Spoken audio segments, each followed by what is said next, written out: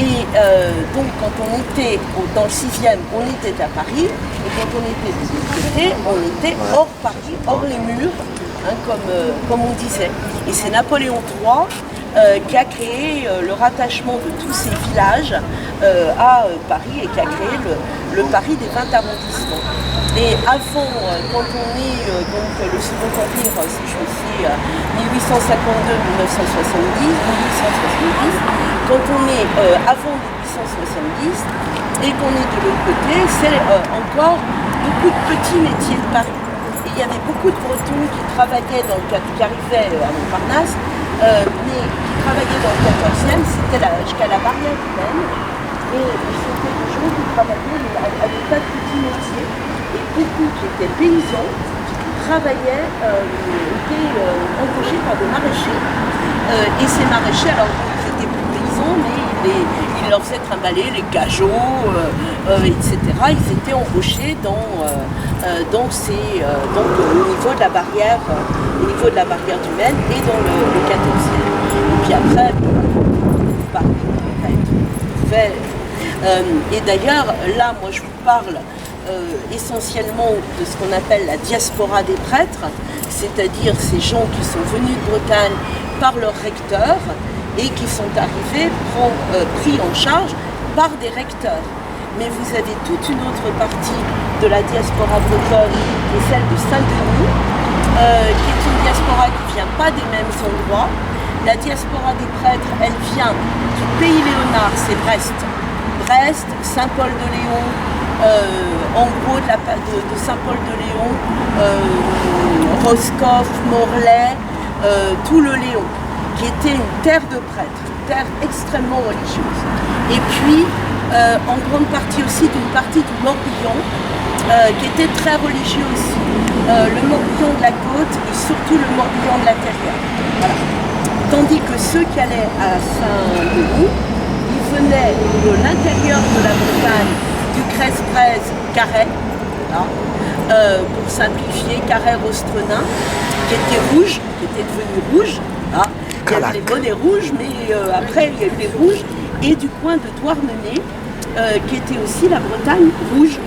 Mais ceux-là ne venaient surtout pas par les prêtres et allaient directement, il y avait des filières, ils allaient directement à Saint-Denis. Et à Saint-Denis, ils étaient pris en charge par des Bretons qui appartenaient à Marcel Cachin, et qui avait créé les Bretons émancipés je ne sais plus quoi, et de la religion. Donc on les appelait les Bretons émancipés. Et ceux-là sont ouvriers, et ceux qui les prennent en charge ont une conception de la prise en charge qui est très différente de celle dont je vais vous parler, qui est celle des prêtres. Eux, ils les prennent en charge, et il faut, c'est intéressant d'ailleurs comme démarche, il faut d'un côté garder sa culture, mais d'un autre côté, il faut s'intégrer par la lutte des classes. Et donc, la SFIO, la CGT, les luttes sociales, et donc comme il faut rivaliser avec le côté des prêtres, ils inventent le pardon laïque.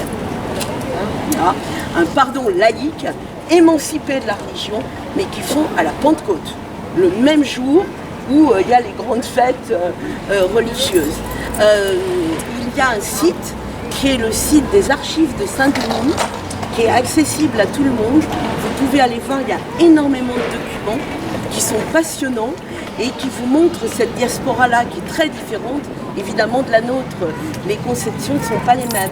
Alors ils ont donné naissance à une organisation qui s'appelle l'Union des sociétés bretonnes d'Île-de-France, qui s'appelle l'USPIF. Et cette USPIF, nous on a connu le temps où il y avait les curés, les cocos et les cathos. Et puis les choses, la génération précédente est partie, et donc les relations se sont beaucoup adoucies. Donc nous travaillons avec l'USPIF, mais sans perdre de notre âme. Voilà. Et eux non plus d'ailleurs, sans bien perdre de leur conviction. Mais on peut travailler ensemble pour la culture bretonne, c'est quand même très intéressant. Voilà. Donc vous pourrez aller voir cette diaspora-là, qui est quand même très intéressante aussi, très différente de ce qu'on voit. Alors moi je vais revenir à ma diaspora des prêtres, et donc de gens qui sont essentiellement issus de ces régions dont je vous ai parlé, catholiques, pratiquants, etc. Ils arrivent par la gare Montparnasse. La gare Montparnasse, elle n'est pas là où elle est aujourd'hui. Elle correspond plutôt au haut de la rue de Rennes, c'est-à-dire là où vous avez la terminaison du centre commercial de la Tour Montparnasse. Voilà. Il y a eu 3 gares Montparnasse, une gare temporaire qui était à la barrière du Maine, une deuxième gare Montparnasse, et puis quand on a tout restructuré, on nous a fait la gare la plus laide de Paris. C'est la plus moche, hein, les autres gares sont belles. Celle-là ne l'est pas et elle a été donc reculée. Ça allait de pair avec la restructuration de tout le quartier qui est derrière jusqu'à la place du Catalan. Voilà. Et donc tout a été démoli et ils ont fait cette rue. Donc il faut imaginer ces Bretons arriver là au bout de la rue, à l'angle de la rue du Rennes. Et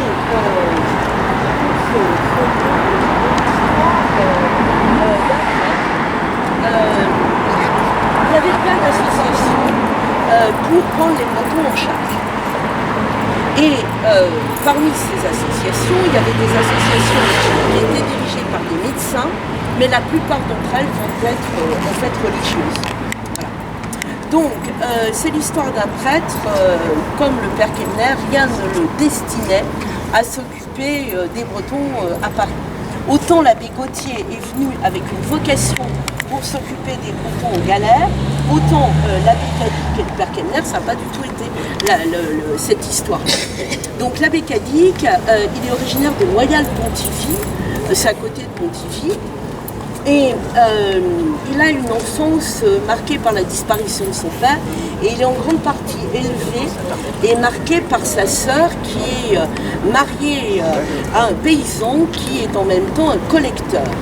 On est dans la deuxième partie du XIXe siècle et c'est l'époque du développement des collecteurs où on veut échapper, il va y avoir un mouvement folkloriste et puis il va y avoir ces collecteurs qui vont aller de ferme en ferme, de lieu en lieu pour conserver la trace, la mémoire de chansons, de poèmes, de musique, beaucoup de contes et on en a un petit peu partout. Et parmi ces collecteurs, il y avait des intellectuels et des artistes, dont Jeanne Manivelle qui a collecté et qui a travaillé sur le conte des 7 frères que lui racontait sa grand-mère. Et puis il y a eu beaucoup de prêtres. Et l'abbé Cadic est marqué par ce frère. Et il va passer son enfance et sa jeunesse, même quand il est au séminaire, il rentre en vacances et il part collecter avec un de ses frères et son beau-frère qui s'appelait Mathurin. Donc ils vont collecter beaucoup et il accumule des chants, des poèmes, etc. Et dans le même temps, c'est un intellectuel et quand il rentre au grand séminaire, on le remarque pour ses qualités intellectuelles. Et donc on va lui dire que non seulement il faut qu'il devienne prêtre, mais il faut qu'il aille faire de la théologie. Et donc il faut qu'il aille à Paris, à l'Institut catholique, faire une licence et toute une formation supérieure pour faire un doctorat en théologie. Et que quand il aura fini ça à Paris, eh bien la route est toute tracée, il partira à Rome et il continuera ses études. Il a un avenir ultra brillant devant lui.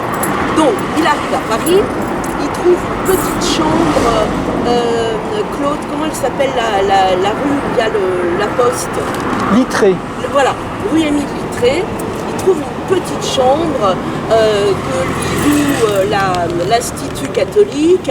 Il n'a pas de chauffage, la chambre est microscopique, mais ça lui suffit largement.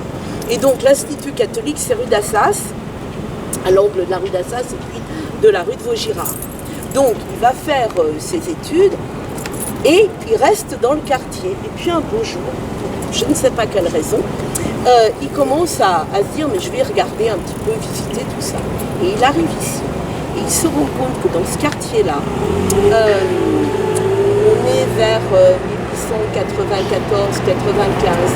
il y a énormément de Bretons dans les rues, mal logés, mal chaussés, mal habillés. Il remarque les haillons qu'ils portent, hein. Des filles qui ont des jupons troués. Il est frappé par exemple, des jeunes filles qui avaient dû venir avec un costume beaucoup, elles ont relevé la jupe. Alors, la richesse se mesurait en jupons, en nombre de jupons. Elles ont des jupons de dessous. Hein, voilà, donc elles traînent dans les rues, elles vivent dans des conditions.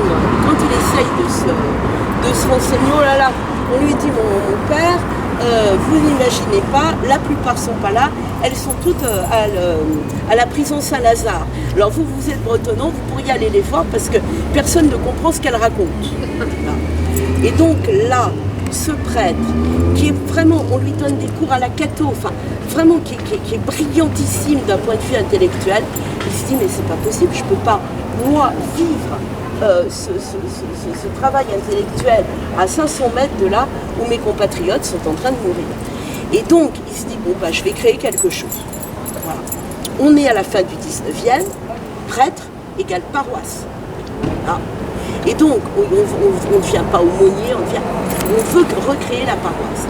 Et donc, il va aller voir les paroisses de Paris. Et chaque paroisse de Paris lui dit, on n'a pas de lieu pour vous accueillir, on n'a rien, non, vous allez nous demander de l'argent, oh là là, mon père, jamais, et il ne sait plus où demander.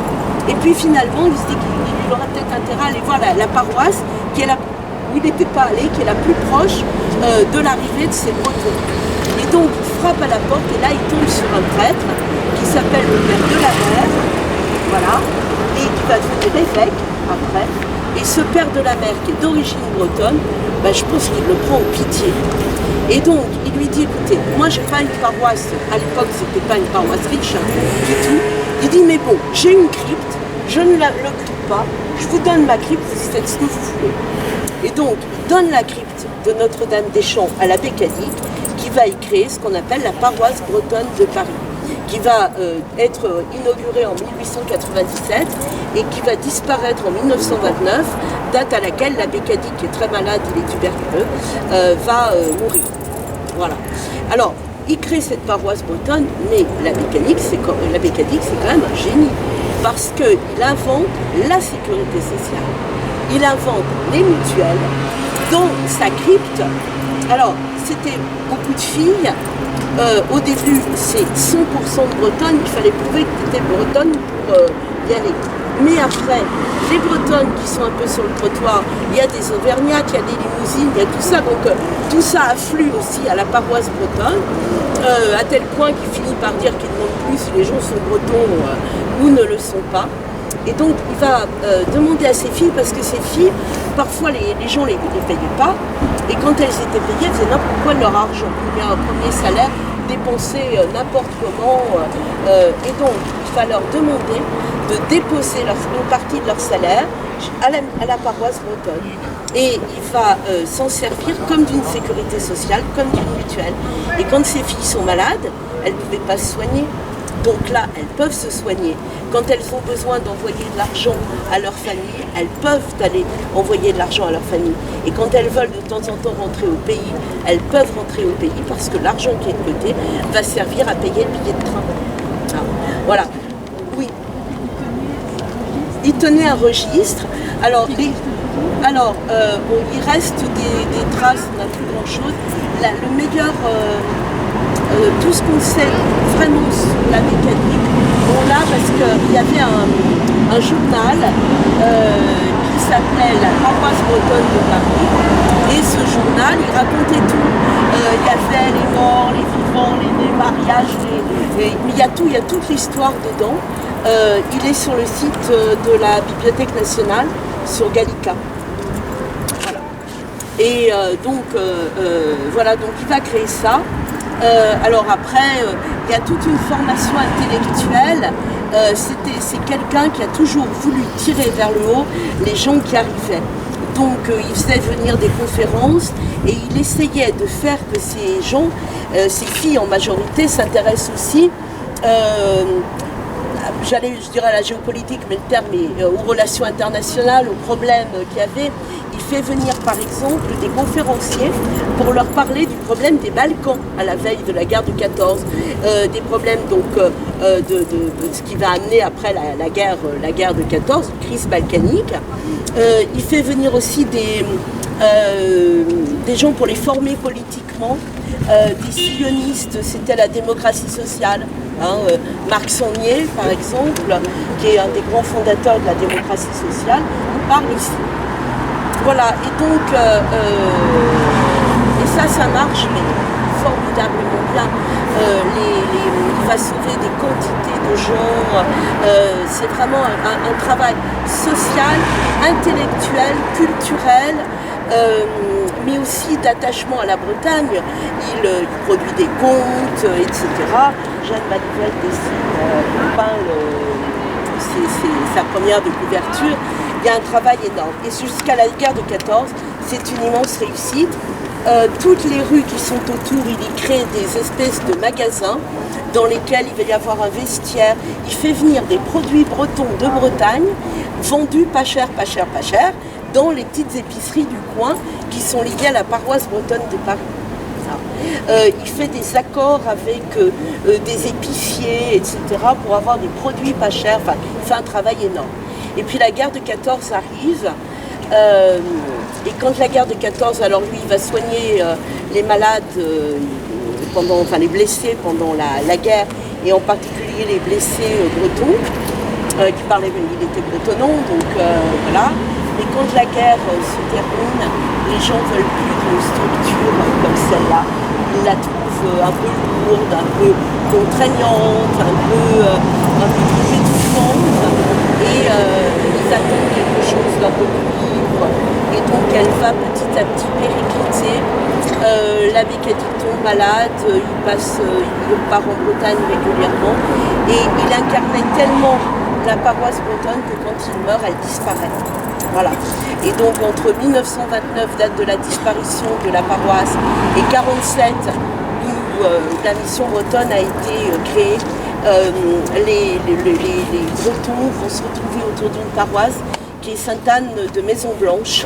Alors aujourd'hui ça s'appelle Sainte-Anne de la Butte-aux-Cailles, mais à l'époque ça s'appelait Sainte-Anne de Maison-Blanche, et où vous avez beaucoup de traces aussi de ces Bretons de Paris dans le 13e.